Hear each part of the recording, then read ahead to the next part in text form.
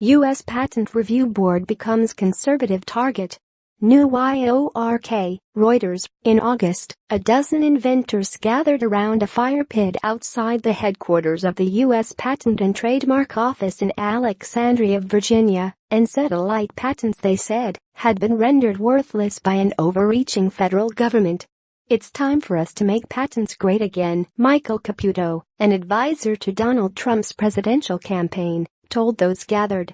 U.S. Inventor, the group behind the protest Caputo now represents as a spokesman, is calling for the abolition of the U.S. Patent Trial and Appeal Board, an administrative tribunal run by the Patent Office that reviews the validity of patents. The rallying cry marks an about-face for some conservatives who broadly supported the board's creation in 2011 as a way to rein in trial lawyers and patent trolls who hold patents for the sole purpose of suing big companies for licensing fees. "Things have really flipped when it comes to the conservative perspective on patents," said Charles Dewan, a lawyer with left-leaning consumer group Public Knowledge. "Much of the credit goes to activists who have convinced many conservatives that the real problem is not out-of-control litigation, but how the tribunal designed to speed up resolving patent disputes favors big business over smaller rivals." The change of positions has been aided by deepening right-wing distrust of tech giants such as Apple Incorporated and Alphabet Incorporated's Google, which have benefited the most from PTAB, while embracing liberal causes like immigration or gay and transgender rights. Graphic TMSNRT.RS2A1LFXV. The U.S. Supreme Court is due to rule sometime next year on whether the tribunal is an unconstitutional intrusion of the executive branch onto matters reserved for the courts, and influential conservative groups are already weighing in. The Heritage Foundation, the Cato Institute, Federalist Society, and the American Conservative Union have published articles or submitted briefs arguing that PTAB should be abolished. Most legal experts expect it to survive, though, noting the Supreme Court has largely accepted the powers of executive branch courts in other areas, such as public employee benefits.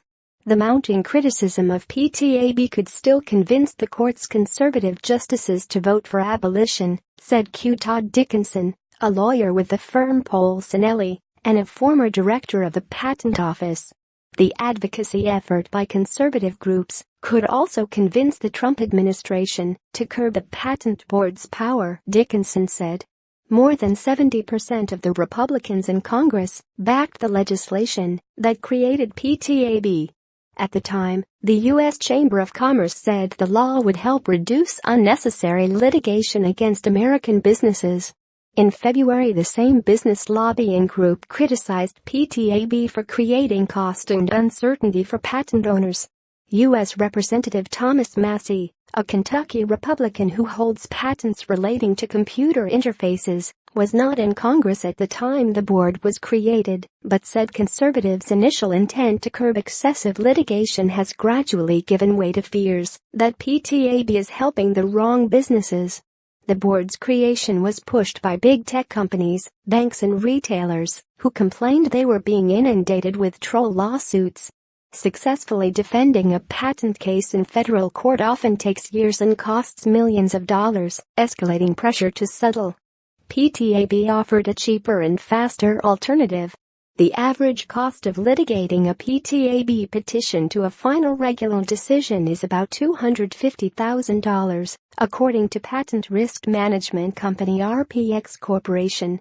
There are no juries and limited live witness testimony in PTAB proceedings, and its administrative judges apply a lower standard of proof than would be required in federal court. About 80% of the patents that PTAB makes final decisions on are either partially or fully invalidated, according to a report issued in October by the Patent Office. But the agency also said 56% of patents challenged at PTAB are upheld, in part because the court frequently declines requests to review patents. A spokesman for the Patent Office declined to comment. Inventors say PTAB has made it much harder to get patents licensed by big technology, which now routinely respond to patent infringement claims by initiating PTAB proceedings. Patents owners who don't have the wherewithal to withstand serial challenges to the validity of their patents just can't license them, said David Pridham, chief executive of Dominion Harbor, a firm that owns and attempts to license former Eastman Kodak Company patents. Paul Morinville, a cowboy hat-wearing entrepreneur from Indiana and the founder of U.S. Inventor, said it has become harder for